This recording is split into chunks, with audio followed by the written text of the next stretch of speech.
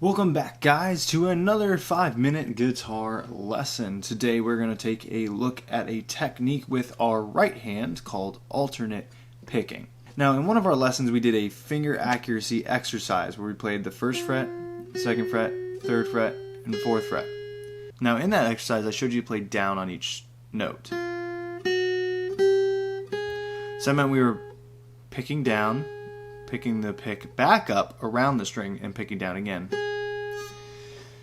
Now, that's not the most efficient way to do this. What we can actually do to accomplish a very similar but faster and more fluid technique is we are going to pick down, then up. This is called alternate picking. So, in this instance, you'll pick down on the first fret, up on the second fret, down on the third fret, up on the fourth fret, then go to the next string. Down, up, down, up, down, up, down, up, down, up, down, up, down, up, down, up, down, up, down, up. And then you play it backwards. On the backwards, I'm going to show you more with this hand.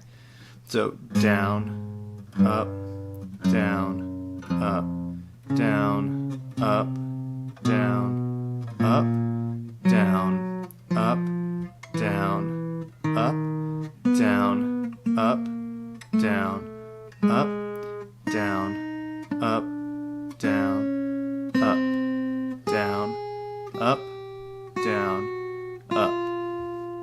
Very good. So, the important thing is to consistently go down, then up, then down, then up. Pretty simple to understand that explanation. So, one thing I also want to point out is alternate picking is a gateway to several other picking techniques that we can go over in other guitar lessons. So, something like tremolo picking, where you're picking really, really fast, is usually going to be alternate picking, but extremely fast.